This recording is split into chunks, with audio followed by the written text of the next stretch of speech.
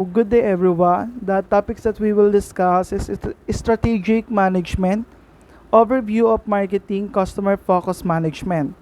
So, for the introduction, in today's dynamic business landscape, success hinges on organization's ability to prioritize and cater to its most valuable asset.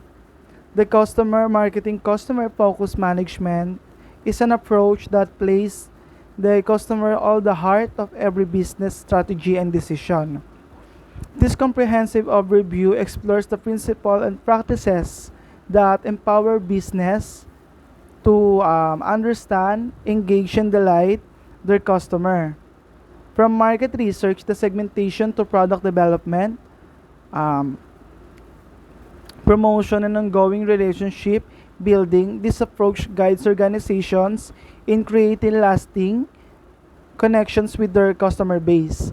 Join us as we uh, delve into the fundamentals of customer focused management in marketing, illuminating its role in achieving sustainable success in a customer centric world. We have 13 agendas for today. So the first agenda is importance of customer focus management in strategic marketing. So what is that? Customer focus management is of paramount important in strategic marketing for several compelling reasons. So the number one compelling reasons ay ang customer satisfaction. So ano ba ito? Ito ay tumutukoy sa or patungkol sa pagtutok ng isang negosyo sa mga kailangan at nais ng kanilang mga customer. Sa pamamagitan ng pag-unawa at pagsunod sa mga ito, nagiging masaya ang mga customer sa mga produkto at serbisyo ng negosyo. Kapag masaya ang mga customer, mas malamang na bumalik sila at magpatuloy sa pag-order o paggamit ng mga produkto at serbisyong inaalok ng isang negosyo. Ang pangalawa ay competitive advantage. Ito naman ay bagay o katangian na nagbibigay sa isang negosyo na lamang o porsyento sa laban ng pangkalakalan. Laban sa ibang mga kompetisyon, ibig sabihin nito ay ginagawa ng negosyo ng mas mahusay o mas epektibo kaysa sa iba. Ito ay isang yugto na nagbibigay daan sa negosyo na kumita ng mas mataas o manatili sa tuktok ng merkado. Halimbawa, isa sa mga halimbawa ng kompetitibong abante or competitive advantage ay ang Sara. Isang tanyag na tindahan nito ng mga damit. Ang competitive advantage ng Sara ay ang kanilang kakayahang maglabas ng mga bagong estilo ng damit ng mas mabilis kaysa sa karamihan ng kanilang kompetisyon. Sa pamamagitan nito, sila ay laging nauunahan sa pag-aalok ng mga bagong koleksyon na kumukuha ng atensyon ng mga customer. Ito ay nagbibigay sa kanila ng abante porsyento sa merkado at mas mataas na kita. Ang pangatlo ay increased customer loyalty. Ito naman ay ang nangyayari kapag ang mga customer ay patuloy na bumabalik at nagpapakita ng kanilang suporta at katapatan sa isang negosyo. Ang pagpapalakas na ito ay isang ugnayan sa mga customer ay nagdudulot ng mas matagal na pakikipag-ugnayan sa kanila at mas mataas na kita para doon sa negosyo. Isa sa mga halimbawa nito ay ang Starbucks. Ang Starbucks ay kilala natin sa kanilang programa ng loyalty card o rewards program. Kapag bumibili ang mga customer ng kanilang kape o iba pang produkto gamit ang kanilang loyalty card, sila ay nakakakolekta ng points o rewards. Ito ay ang pagpapakita or halimbawa ng pagiging tapat na customer dahil sa bawat pagpunta o pagbili nila ng isang produkto, nagkakaroon sila ng benefits o libreng produkto o kape. Dahil dito, marami sa kanilang mga customer ang patuloy na bumabalik sa Starbucks at hindi na sa ibang kapihan dahil doon sa benefits na nakukuha nila. Pang-apat naman ay ang improved product development. Ito ay nangyayari kapag ang isang negosyo ay nagpapabuti o nagpapalit ng kanilang produkto ng mas maganda or mas epektibo. Ang layunin naman nito ay ang mapabuti ang kalidad ng mga produkto at magbigay ng mas mabuting halaga sa mga customer. Halimbawa nito ay isa sa mga halimbawa ng improved product development ay ang Apple Incorporation. So sa paglipas ng panahon, patuloy na nagpapabuti ang Apple ng kanilang produkto tulad ng iPhone at ang iPad. Bawat paglabas ng isang version or ng bagong version ay may bagong tampok at pagpapabuti sa disenyo at pagganap. Ito ay ang nagdudulot ng mas mataas na kasiyahan sa mga customer at mas mataas na kita para sa mga Apple dahil madalas na nag-a-upgrade ang mga tao sa makabagong produkto nito. Ito ay isang halimbawa ng pinalakas na pag-unlad ng isang produkto. Ang panglima naman ay ang effective resource allocation. Ito ay tungkol naman sa tamang pamamahagi ng mga pinagkukunan o ari-arian sa iba't ibang aspeto o proyekto ng isang negosyo o organisasyon. Ang layunin nito ay tiyakin na ang mga ari-arian ay ginagamit ng tama at at may kakayahang magdulot ng pinakamahusay na resulta. Halimbawa nito ang isang kumpanya na may limitadong budget para sa marketing at produksyon. Sa pamamagitan ng epektibong pagtugon ng mga ari-arian, maaaring pumili ang kumpanya na maglagay ng mas mataas na bahagi ng budget sa marketing kaysa sa produksyon. Kung ang kanilang pangunahing layunin ay pagpapalaganap ng produkto o serbisyo, sa ganitong paraan maaaring magawa ng kumpanya ng maraming customer ang maabot at mas malaki ang kita na may limitadong ari-arian. Ito ay nagpapakita ng epektibong pagtugon ng mga ari-arian sa pangangailangan ng negosyo. Ang pang-anim naman ay ang word of mouth. Ito naman ay nagaganap kapag ang mga tao ay nagkukwento o nag-uusisa na ng kanilang karanasan ukol doon sa isang produkto, serbisyo o negosyo sa kanilang mga kaibigan, kapamilya o mga kakilala. Ito ay isang paraan ng pagpapakalat ng impormasyon o reklamo na maaaring makatulong o makasira sa reputasyon ng isang nagnenegosyo. Halimbawa nito, kung ikaw ay nakatagpo ng isang magandang restaurant at masarap ang kanilang pagkain, maaaring ikwento mo ito sa iyong mga kaibigan. Kapag ginawa mo to, syempre, maaaring makilala ang restaurant na iyong pinagkainan sa pamamagitan nyo ng word of mouth marketing. Sa kabaligtaran, kung may masamang karanasan ka sa isang produkto o serbisyo, maaaring ikwento mo rin ito sa iba at maapektuhan yung kanilang pagnenegosyo. Ito ay isang halimbawa ng merkado sa pamamagitan ng salita sa salita. Sunod ay ang adaptability to market changes. Ito ay tungkol sa kakayahan ng isang negosyo na maayos, na mag-respond at mag-ayos sa mga pagbabago o pag-unlad ng isang market. Ang adaptability ay mahalaga upang mapanatili ang kakayahan ng negosyo na maging isang makabuluhan at maabot ang mga pangangailangan ng mga customer.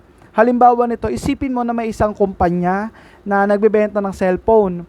Sa paglipas ng panahon, ang mga customer ay nagsimulang maghigpit na magmahal ng mga cellphone na may magandang camera. Sa halip na manatiling nagbebenta ng may cellphone na may simpleng camera, nagsimulang mag-adjust ang kumpanya at naglabas ng mga cellphone na may mataas na kalidad na camera. Dahil dito, nakasunod sila sa pagbabago ng merkado at nananatiling competitive. Ito ay isang halimbawa ng kakayahan sa pag-a-adjust sa mga pagbabago sa merkado. Ang sunod ay ang data-driven decision making. Ito ay isang proseso ng paggawa ng mga desisyon sa isang negosyo o organisasyon na batay sa impormasyon o data na nakuha mula doon sa pag-aaral, pagsusuri at iba pang mga papagkukunan. Sa pamamagitan nito, mas nagiging matalino at epektibo ang mga desisyon na ginagawa dahil may sapat silang batayan o ebidensya. Halimbawa nito, may isang online na tindahan na nagtitinda ng mga damit. Sa pamamagitan ng pagsusuri ng kanilang data, natuklasan nila na mas maraming customer ang bumibili ng mga damit na may malalaking lapel or yung collar, kung tawagin, kaysa sa mga damit na may maliliit na lapel. Dahil dito, nagpa siya silang magdagdag ng mas maraming produkto na may malalaking lapel sa kanilang koleksyon. Ang desisyong ito ay batay sa concrete decision na nagpapakita na ito ay ang kagustuhan ng mga customer.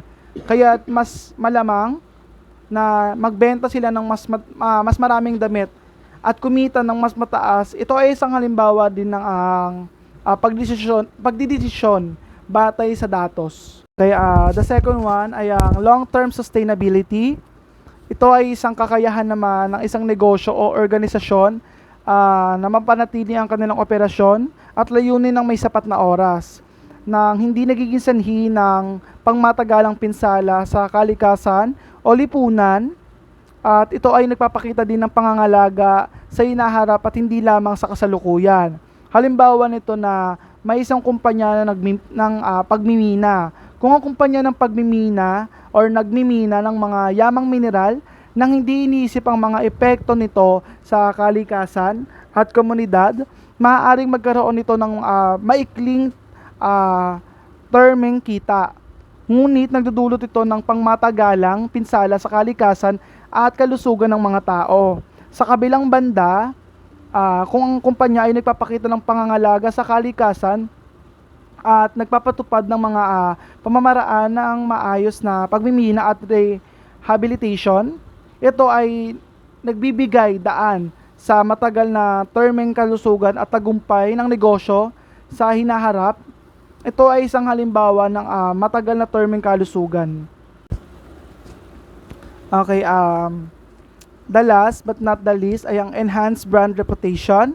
Ito ay ang pag-angat o pagpapabuti ng imahe o reputasyon ng isang tatak o kumpanya sa kanilang mata ng kanilang mga customer at sa publiko.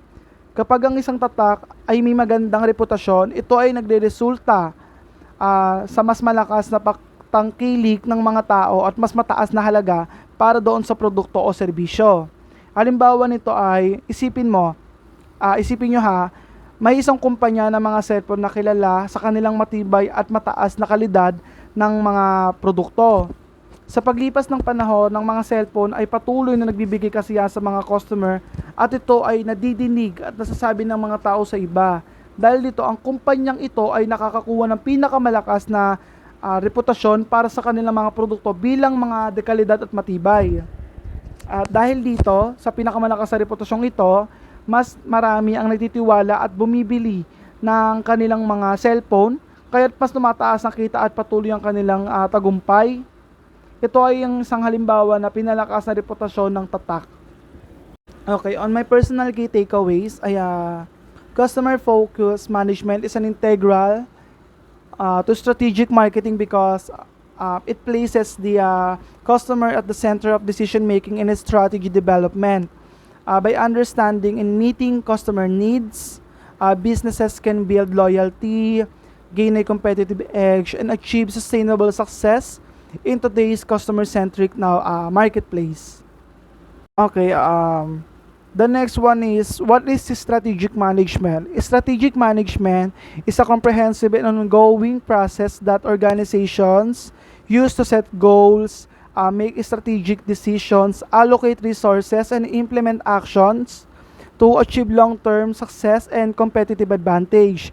And it also it involves planning and executing strategies that align with an organization's mission, vision, and values while considering the dynamic external and internal factors affecting the business environment. These are the list of external and internal factors affecting the business environment. The first internal and external factors ay ang direction and clarity. Okay, ito ay tungkol sa pagkakaunawaan at malinaw na pakikipagtunguhan ng isang proyekto, organisasyon o plano. Kapag mayroong direksyon at linaw, mas madali para sa mga tao na malaman kung ano ang kanilang mga layunin at paano ito makakamit. Halimbawa natin sa isang sports team, kapag may malinaw na direksyon at linaw ang kanilang plano para sa isang laro, mas madali para sa mga manlalaro na maunawaan ang kanilang mga papel at responsibilidad sa loob ng court. Ito ay nagbibigay daan din sa kanila na magtulungan at magtrabaho ng magkakasama upang makamit ang isang tagumpay o pagkapanalo. Kapag walang direksyon at linaw, lalo na plano, maaaring magkaroon ng kalituhan sa loob ng court at mas mahirap para sa isang team na manalo. Kaya ang direksyon at linaw ay mahalaga para sa pagkamit ng mga layunin sa anumang aspeto ng buhay. Okay, ang sunod ay ang alignment. Ito ay isang proseso naman ng pagkakabukas ng mga layunin at aksyon ng isang grupo o organisasyon upang tumugma o magkatugma sa isa't isa. Kapag may pagsasama-sama, mas madali para sa lahat ng sangkot na magtrabaho ng magkakasunod-sunod at magtulungan para sa iisang layunin. Isipin natin na halimbawa ito, isang negosyo na may layunin na mapabuti ang kalidad ng kanilang produkto habang binabawasan ang kanilang gastos. Upang makamit ito, ang mga departamento o department sa loob ng negosyo tulad ng produksyon, marketing at finance ay dapat magkaroon ng pagsasama-sama. Kailangan nilang magtulungan upang siguraduhin na ang mga bagong produkto ay di kalidad at sa parehong oras hindi lumalagpas sa budget. Kapag may pagsasama-sama sa buong organisasyon, mas madali para sa kanila na maabot ang kanilang layunin ng pagpapabuti ng kalidad at pagbawas ng gastos. Ito ay isang halimbawa ng pagsasama-sama or ng alignment. Ang sunod ay ang resource allocation. Ito ay isang proseso ng paghahati at pagtutuon ng mga pinagkukunan o ari-arian ng isang organisasyon, negosyo or individual. Sa iba't ibang mga proyekto, gawain o pangangailangan, ang pagtutugon ng mga ari-arian ay nagpapakita kung paano itinataguyod ang pangangailangan at mga layunin na may limitadong mga mapagkukunan. Halimbawa, ang isang paaralan na may limitadong budget para sa kanilang mga gawain ay ang pagtutugon ng mga ari-arian sa paaralan ay kinakailangan maglaan ng pondo para sa mga guro, mga aklat, mga pasilidad at iba pang mga proyekto para sa tulad ng mga extracurricular activities. Ang pagkakaroon ng tamang pagtutugon ng mga ari-arian ay nagpapahintulot sa paaralan na mapanatili ang mga kalidad ng edukasyon, mapanatili ang kalidad ng edukasyon na kanilang inalok at magkaroon ng balanseng paggamit ng mapagkukunan upang mapanatili ang kanilang operasyon. Ang next ay ang competitive advantage. Ito ay ang nagtatanging katangian o kakayahan ng isang negosyo o produkto na nagbibigay sa kanila ng pangunahing kalamangan laban sa mga kalabang negosyo o produkto sa merkado. Ito ay nagpapahayag ng dahilan kung bakit mas maaaring pumili ang mga customer na mamili o kumuha ng serbisyo mula sa kanila kaysa sa iba. Halimbawa nito ay may isang tindahan ng mga cellphone na may specialization sa pag-aalok ng mga teknolohiyang bago at makabago. Dahil dito, sila ay ang laging nauuna sa paglabas ng mga bagong modelo ng cellphone at nag-aalok ng mga pinakabagong feature. Ang kanilang kompetitibong abante ay ang kanilang access na pinakamakabago at pinakamabilis na teknolohiya na nagbibigay sa kanila ng mas mataas na kita at mas maraming customer kaysa sa ibang tindahan ng cellphone na hindi ganon kaaktibo sa pag-update ng kanilang produkto.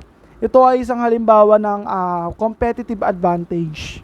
Ang sunod ay ang adaptation to change. Ito ay ang kakayahan ng isang tao, organisasyon o sistema na maayos na makisama at mag-adjust sa mga pagbabago sa kanilang paligid o kalagayan. Ito rin ay nagpapahayag ng flexibility at kakayahan na baguhin ang kanilang mga pamamaraan o estratehiya kapag kinakailangan. Halimbawa nito sa mundo ng teknolohiya, ang isang halimbawa ng pag-a-adapt sa pagbabago ay ang pagpapalabas ng mga bagong version ng software o application. Kapag nag-a-update ka ng iyong cellphone o computer software, ikaw ay nag-a-adapt ng pagbabagong dala nito. Ito ay kinakailangan upang mapanatili ang kakayahan ng iyong device na magtrabaho ng tama at ligtas sa mga bagong security threats. Ang pag-a-adapt sa pagbabago ng kaso na ito ay nagpapakita ng iyong kakayahan na tanggapin at gamitin ng mga bagong teknolohiya o sistema ng may kahusayan. Ang sunod ay ang focus on priorities. Ito ay tungkol naman sa pagbibigay ng masusing at pangunahing atensyon sa mga bagay na may mataas na halaga o kahalagahan. Ito rin ay ang nagpapahayag ng pag-alam kung ano ang mga bagay na dapat unahin at hindi mag-aksaya ng oras sa mga hindi mahalagang gawain. Ang halimbawa nito ay ang ikaw ay isang estudyante na mayroong malupit na deadline para sa importanteng proyekto at mayroon din isang simpleng homework assignment na kailangan gawin. Sa pagpo-focus sa mahalagang bagay, mas inuuna mong tapusin ang iyong importanteng deadline bound na proyekto bago simulan ng isang simpleng homework assignment. Ito ay dahil ang isang proyekto ay may mas malalim na implikasyon sa iyong grado kaysa sa simpleng assignment. So sa pamamagitan nito, ang pagpo-focus sa mga prioridad, mas nagiging epektibo ka sa pag-abot ng iyong mga layunin. Okay. Ang sunod ay ang measurement at accountability. Ito ay isang proseso ng pagkuha ng mga numero o datos upang masuri ang tagumpay o pagganap ng isang tao, proyekto o organisasyon. Ang pananagutan ay patungkol sa pagtanggap ng responsibilidad o accountability para sa mga aksyon at resulta na nag-uugnay sa mga numero o datos na ito. Halimbawa nito ay ang isang kumpanya na naglalayong mapalago ang kanilang kita upang malaman kung sila ay nagtatagumpay, kanilang sinusukat ang halagang kita kada buwan.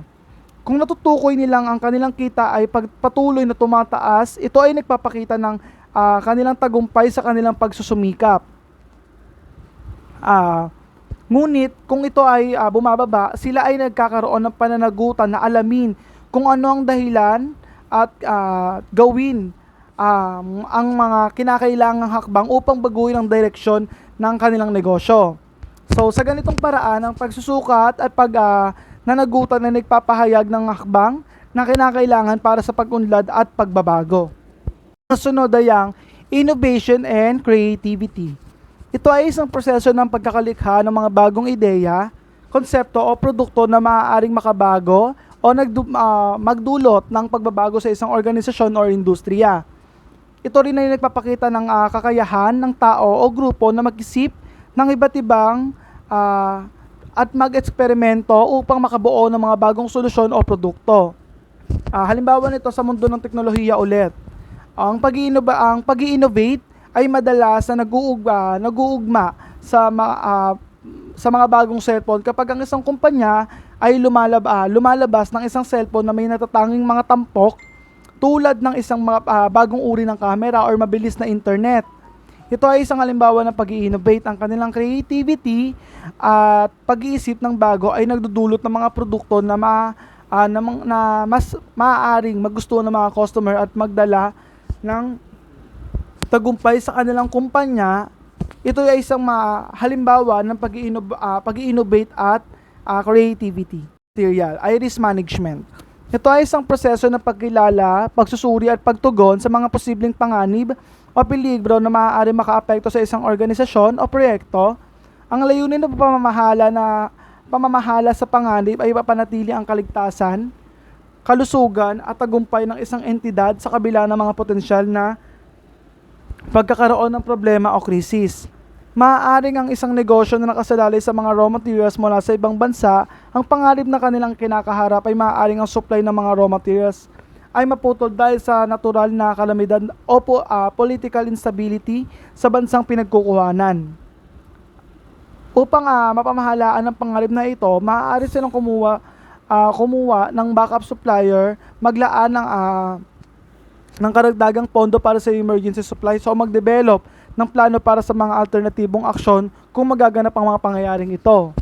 So, ang mga hakbang na ito ay bahagi ng pamamahala sa panganib upang mapanatili ang kanilang operasyon at kita kahit na may potensyal na mga panganib. Sunod ay ang long-term sustainability. Ito ay ang kakayahan ng isang organisasyon, negosyo o proyekto na mapanatili ang kanilang operasyon o layunin sa loob ng maraming taon nang hindi nagiging sanhi ng pangmatagalang pinsala sa kalikasan, lipunan o ekonomiya. Ito ay nagpapakita ng pangangalaga sa hinaharap at hindi lamang sa kasalukuyan. O kaya, halimbawa nito ay isang kumpanya ng kagubatan. Ang kanilang pangunahing yaman ay ang mga puno at kagubatan upang mapanatili ang kanilang matagal na terminong kalusugan. Kinakailangan nilang gawin ang mga hakbang para sa sustainable logging o pag-ani ng kahoy sa pamamagitan nito, hindi nila lubos na inuubos ang kanilang mga yaman at iniisip nila ang mga pangangailangan ng mga sumusunod na henerasyon. Ito ay isang halimbawa na long-term sustainability na nagpapakita ng pangangalaga sa kalikasan. Sunod ay ang stakeholder engagement. Ito ay proseso ng aktibong pakikipag-usap, pakikinig o pagsasama-sama ng isang organisasyon sa mga taong may interes o kaugnayan sa kanilang operasyon o desisyon.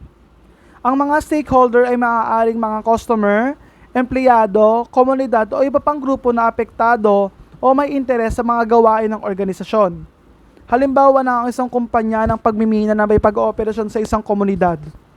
Ang mga residente ng komunidad na ito ay mga stakeholder dahil maapektuhan sila sa mga operasyon ng kumpanya.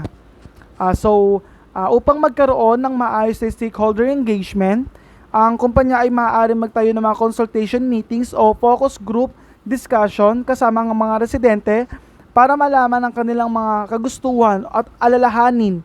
Ito ay nagbibigay din ng daan sa kumpanya na magkaroon ng ugnayan at pag-unawa sa mga pangangailangan ng kanilang mga stakeholder at magdesisyon ng may kaalaman at pagsasaalang-alang sa kanilang mga interes. Sunod ay ang strategic learning. Ito ay isang proseso na patuloy na pagkuha ng kaalaman at karanasan upang mapabuti ang kakayahan ng isang organisasyon o individual na magdesisyon ng may kaalaman at pag-a-adjust sa mga pagbabago sa kanilang paligid. Ito rin ay nagpapakita ng pagkakaunawa na ang pag-aaral at pag-unlad ay hindi tumitigil at kailangan sa bawat yugto ng estratehiya. Halimbawa nito ang isang kumpanya ng teknolohiya na laging nag-a-update ng kanilang produkto at serbisyo batay sa mga bagong teknolohikal na pag-unlad. Sa pamamagitan ng estratehikong pag-aaral, ang kumpanya ay patuloy na nag-aaral at sumusunod sa mga pagbabago sa teknolohiya upang mapanatili ang kanilang kahusayan at kompetisyon sa merkado. So, ang kanilang kakayahan na mag-aral at mag-adjust sa mga bagong teknolohiya ay nagpapahayag ng kanilang pagiging handa na maging abante at maging matugon sa mga pagbabago. Aking key takeaways, strategic management is a roadmap that guides an organization toward its desired future state. It aligns resources, fosters adaptability, and ensures that the organization remains focused on its goals, and ultimately learning to increase competitiveness, sustain growth, and the achievement of organizational objectives. Okay, for the third agenda is the role of marketing in strategic management. So, marketing plays a crucial and multifaceted role in a company's overall strategy. It is often considered one of the foundational elements of strategic planning, as it directly influences how a company interacts with its target market and achieve its objectives. So here's an explanation of marketing's role in a company's overall strategy. So ang una ay ang understanding customer needs and market dynamics. So ano ba to? Ito ay ang pag-unawa sa mga pangangailangan ng mga customer at dinamika or dynamics ng market ay parang pagkakaroon ng special na salamin para makita mo kung ano ba talaga yung gusto ng mga tao at kung paano sila kumikilos. Halimbawa nito, kung napagtanto mo na maraming tao ang naghahanap ng murang cellphone, pero may magandang camera, magagawa mo silang bigyan ng cellphone na may mataas na quality ng camera para pero abot lang dun sa kanilang bulsa. So sa pamamagitan ng pag-aaral ng market, mahanap mo rin kung ano ang uso at saan may oportunidad para sa isang negosyo.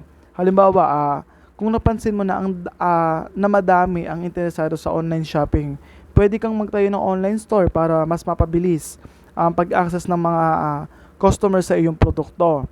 So, sa madaling salita, ang pag-unawa sa mga pangangailangan ng mga customer at pag-aaral ng takbo ng isang market ay makakatulong sa iyo na maging epektibo or effective sa pagtugon sa kanilang kagustuhan at makapag-adjust sa pagbabago ng panahon o demand. So, ang pangatlo ay ang setting clear objectives. Ito rin ay isa sa mahalaga para maipakita mo kung ano ba yung nais mong makamtan or magawa. Halimbawa, kung mayroon kang isang negosyo na online, maaaring maging layunin mo dito ay ang makakuha ka ng 1,000 bagong customer sa loob lang na isang buwan. So sa pamamagitan ng layunin na ito, mas madali mong mamamonitor ang iyong proseso at alamin kung nakaabot ka na sa iyong pinaplano.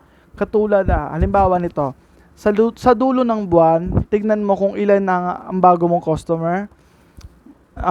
customer at kung naabot mo na ba ang iyong target na 1,000. So ang mga layuning ito ay ang magtutulak sa iyo na maging mas matagumpay ka at mas organisado sa iyong mga hakbang sa negosyo.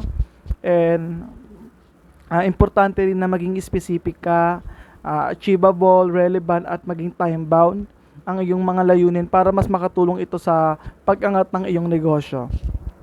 So, ang pangatlo ay ang market segmentation and targeting. So, unahin natin ang market segmentation. Ito ay yung paghihiwa-hiwalay ng mga market sa iba't ibang grupo o sektor batay sa kanilang katangian o pangangailangan. Halimbawa nito na pwede mong hatiin ang market based sa edad, interes o lokasyon. Ito rin ay nagbibigay daan upang mas mapadali ang pagtukoy kung aling grupo ang maaaring mas interesado sa produkto o serbisyo na yon. Ang targeting naman ay ang pagpili ng tiyak na grupo mula sa mga hinati mong market. Ito rin ay ang pagpili kung sino ang pinakamainam na i-target o bigyan ng focus para ma-promote ang iyong produkto o serbisyo. Halimbawa, kung ang iyong produkto ay ang pang teenagers, maaaring i-target mo na grupo ng mga kabataan sa edad na 13 to 19 years old.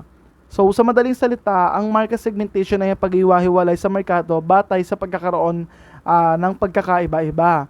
Habang ang targeting naman ay ang pagpili sa particular na grupo mula sa paghihiwa-hiwalay nito upang bigyan ng atensyon o kampanya batay sa kanilang pangangailangan o interes. Ang pangapat ay ang product and service development. Ito naman ay isang proseso ng paglikha o pag-aayos ng mga bagong produkto o serbisyo batay sa mga pangangailangan at kagustuhan ng mga customer.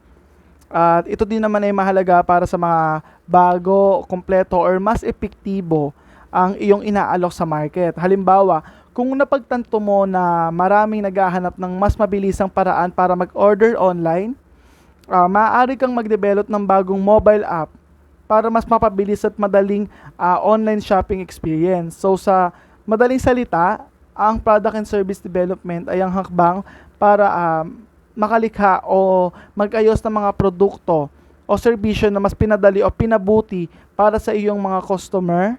Ito rin na yung paraan upang mapanatiling competitive at maakma sa pangangailangan ng market.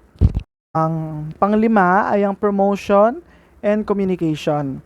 Ito naman ay hakbang o strategy para may pakilala at mai-promote ang iyong produkto o serbisyo sa iyong target market.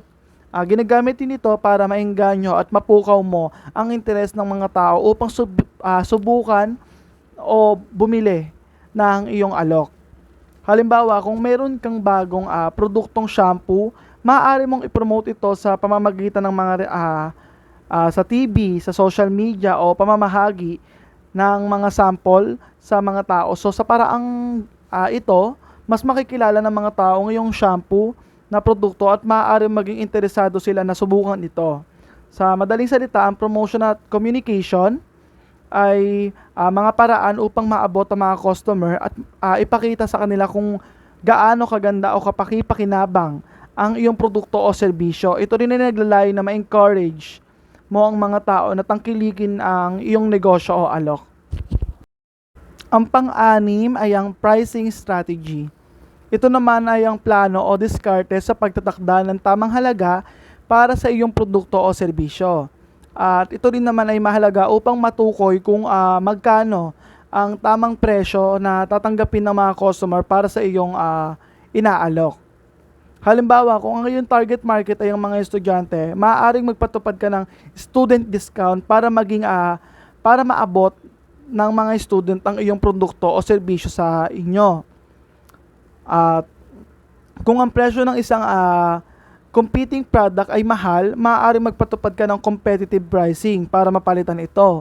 So sa simpleng salita, ang pricing strategy ay ang plano sa pagset ng halaga ng iyong produkto o serbisyo. Ito rin ay dapat batay sa halaga ng produkto, pangangailangan sa market, at kung ano ang kayang bayaran ng iyong target na customer. Ang tamang pricing strategy ay makakatulong sa iyo na maging competitive at kumita ng mas mahalaga.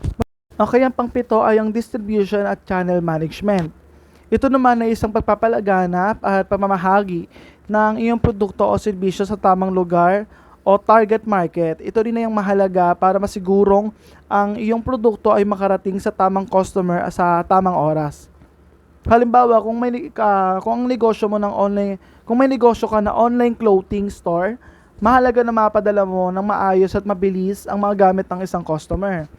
Pwede kang makapag-partner sa isang courier service kagaya ng mga Lazada, ng mga Shopee para mapadali ang paghatid ng produkto mo.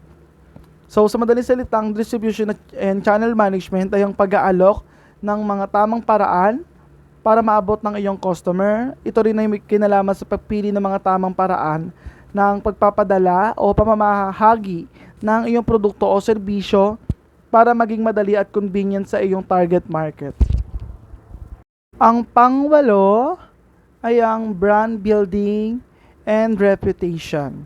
Ito naman ay isang proseso ng pagpapalakas at pagpapabuti ng imahe at reputasyon ng iyong negosyo o produkto. Ito rin ay mahalaga upang mapagtibay ang pagtanggap at tiwala ng mga customer sa iyong brand. Halimbawa, ang sikat na fast food chain ay maaaring mag-focus sa pagpapalakas ng kanilang image bilang family-oriented at masarap ang pagkain kagaya ng Jollibee. So sa ganitong paraan, madadagdagan ang kanilang reputasyon bilang paboritong kainan ng mga pamilya. So sa simpleng salita, ang brand building and reputation ay paraan para itaas ang halaga ng iyong brand sa mata ng mga customer. Ito rin ay may kinalaman sa pag-create ng positive image, tiwala at pagpapakita ng credibility para mapaunlad ng iyong negosyo. Okay. Ang pang-siyam ay ang Customer Relationship Management or ang CRM. Ito naman ay isang sistema o diskarte para sa maayos na pamamahala at pag-aalaga sa ugnayan ng mga customer. At ito rin ay mahalaga upang mapanatili ang magandang relasyon at connection sa kanila. Halimbawa nito, ang isang online store ay maaaring gamitin ng CRM upang maalala ang pangalan, preferences at dati ng mga binibili or binili ng kanilang mga customer. Sa ganitong paraan, mas mapaglilingkuran nilang kanilang customer ng mas personal at mas effective. Sa madaling salita, ang CRM ay ang pagtutok sa maayos na ugnayan at serbisyo ng mga customer. Ito rin ay may kinalaman sa pag-aalaga, pag-iintindi at pagtugon sa kanilang pangangailangan at nais na naglalayong mapanatili ang tiwala at pagtangkilik sa isang negosyo. Kaya ang last ay ang performance measurement and adaptation. Ito naman ay isang proseso ng pagsusukat ng tagumpay ng isang negosyo at pag-a-adjust batay sa mga resulta ng pagsusuri. Halimbawa, kung mayroon kang online store, maaari mong sukatin kung gaano karaming tao ang bumibisita sa iyong website at gaano rin karaming tao ang umo-order sa iyo. Kung napagtanto mo na mas marami bumibisita kaysa sa umo-order, Maaaring mag-imbento ka ng mga espesyal na alok o promotion para sa mahikayat mo sila na bumili ng iyong produkto. So, sa madaling salita, ang performance measurement and adaptation na yung isang proseso ng pagsusuri at pagsasaayos isang negosyo batay sa mga datos ng iyong mga hakbang. Ito rin ay mahalaga upang mas mapaunlad mo ang iyong negosyo at maging epektibo sa iyong mga hakbang at matugunan ang pangangailangan ng iyong market. Ang ating key takeaways is marketing is integral to a company's overall strategy because it shapes how the organization interacts with its customer in the marketplace. By aligning marketing efforts with its strategic objectives, a company can better position itself in the market, create value for customers, and ultimately achieve its long-term goals and competitive advantage. For the next reporter, may we call on Mr. Andrew Celedonio. Andrew? Customer-focused management, also known as customer-centric management, is an approach to business management and strategy that places the customer at the center of decision-making and operations. It involves a deep commitment to understanding, meeting, and exceeding customer needs and expectations throughout every aspect of an organization's activities.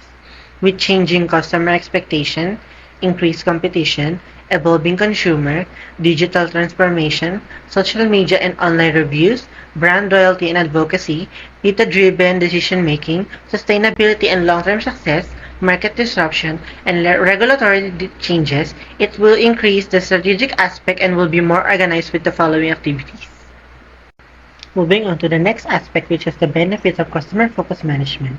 Focusing on customers in strategic marketing offers numerous advantages that can lead to improved business performance and long-term success.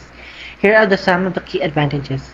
Increased customer satisfaction, enhanced customer loyalty, improved brand reputation, competitive advantage, effective resource allocation, reduced marketing costs, word-of-mouth marketing, innovation and product development, higher profit margins, adaptability to market changes, and data-driven decision-making.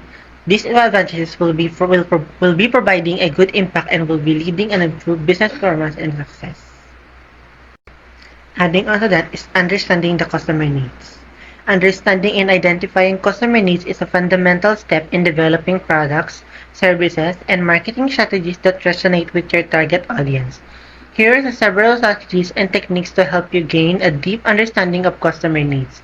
A, which is a market research, which they will be conducting a qualitative and quantitative research to analyze market trends. Feedback loops, meaning they will be establishing feedback mechanism and actively encourage customers to provide feedbacks. Social media listening is to monitor social media platforms and online communities. Customer interviews, which you will conduct a survey that will express their overall feedback. Persona development, that will be visualizing and emphasize different customer segments. Competitor analysis, meaning knowing the competition in terms of products and their strategies. Observational research, data analytics, which is to analyze customer behavior, customer support and service data, and collaboration with sales and customer-facing teams. Prototype testing, to be able to check its quality, and M, which is continuous listening and adaptation. For the continuation of our topic is customer segmentation. It's a great way to understand your customers and identify their needs that they might not even be aware of. By segmenting them into groups, you can determine which features or characteristics make up their personality that helps you provide better customer service for everyone consistently. Segmentation means is that pinagbubukod-bukod mo yung classification ng bawat customer based on their needs so that ma-determine mo yung bawat characteristic nila at makatulong ito para ma-provide mo yung good services na para sa kanila. So we have here four main types of segmentation: demographic, geographic, psychographic, and behavioral. So in demographic, divides the market through different variables that includes age, gender, nationality, family size, educational level, occupation, income, etc. For example, a company that sells luxury car. So, ang target nila is yung mga customer na may certain income, age, and may job. In that case, they might make ads for older, wealthy people na likely na interested sa mga luxury cars. Next is geographic. It consists of creating different groups of customers based on geographic boundaries. For example, a fast food chain. Pwede sila mag-change ng items sa kanilang mga menu based sa gusto ng customer na particular sa lugar na yon. Like, maglagay sila ng mga spicy foods na kung saan common na yung ganong klaseng pagkain sa lugar nila. Next is psychographic. It consists of grouping that target audience based on their behavior, lifestyle, attitudes, and interest. For example, fitness brand. So, ang target nila dito is yung mga customer na active at mga healthy conscious. And last is behavioral. It focuses on specific reaction, consumer behaviors, patterns, and low customer go through their decision-making and purchasing process. For example, an online shop can target customer based on what they buy. For example, pwede sila magbigay ng discount sa customer na madalas bumili sa kanila or mag-suggest based kung ano yung mga na-purchase na ng customer noon. Next, tailoring market strategy. A customized plan that is specifically designed to meet the unique need of your business. It considers your business goals, target audience, competitive landscape, to develop a plan that will help you reach your marketing objectives.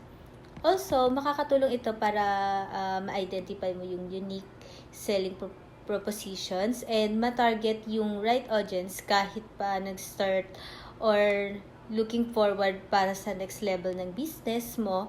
A tailored marketing strategy is a key to success.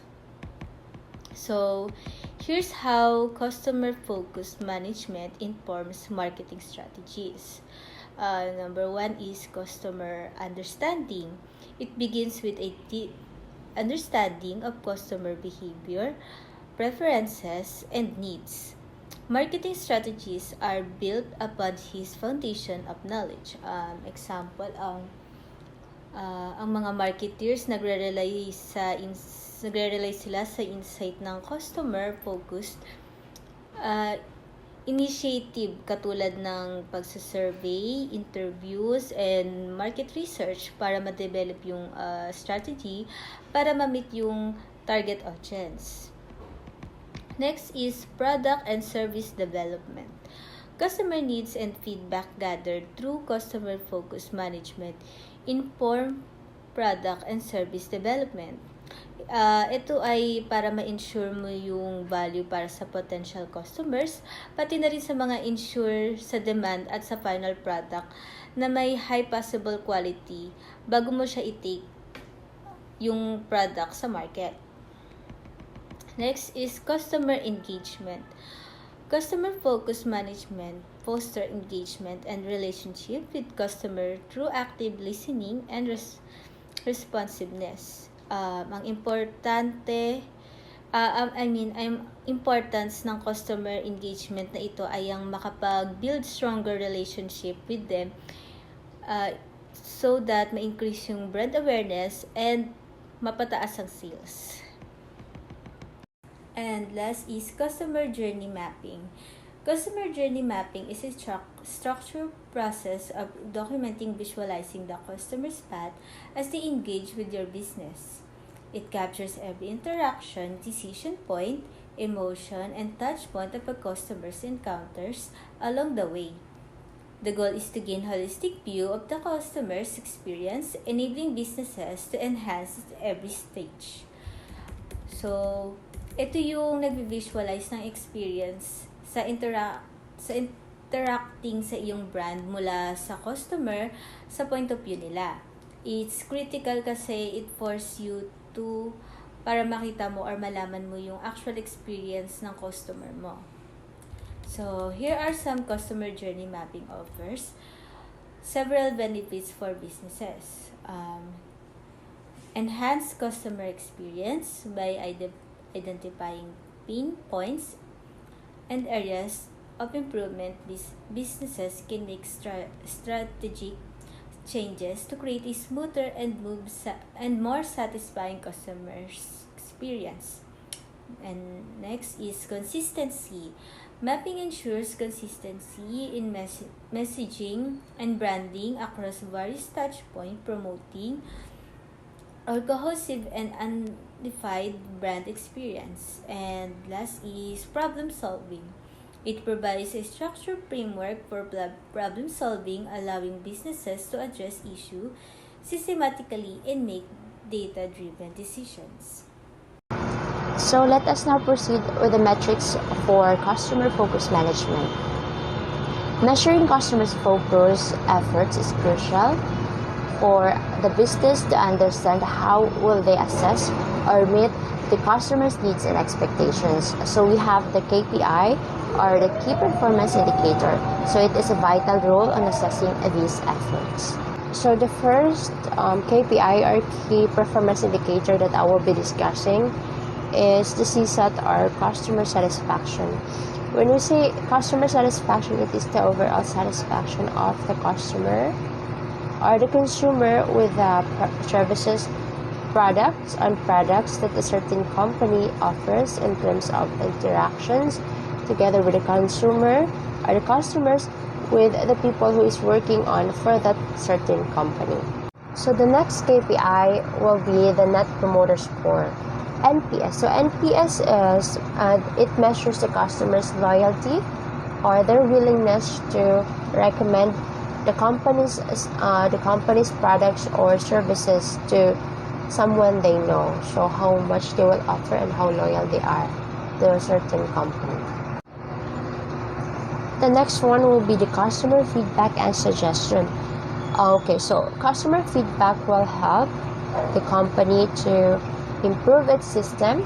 So it means accepting and listening to the customer's feedback will be for the company's betterment.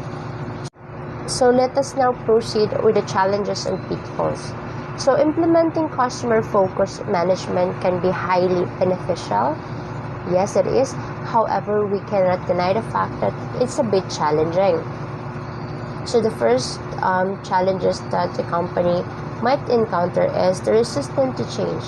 So there will be times that employees and the management may resist to change in terms of procedures, process, and the organizational culture that is required to change to be more customer focused. So in the business industry, we need to deal with the changes because we need to deal with the changes since nothing is permanent, and in terms of the rules, it's inadequate data and insight. So accurate and up-to-date customer data is crucial for effective customer focus management. Why? Because it allows us to know what are the steps that we need to take in order to keep our customer loyal to us. So how are we going to improve our services or to innovate our products if we are not aware of the current data and the insights of our customers? So handling a negative feedback. So while feedback is essential for improvement or innovation, handling negative feedback can also be quite challenging. So why? Okay, so why is it challenging?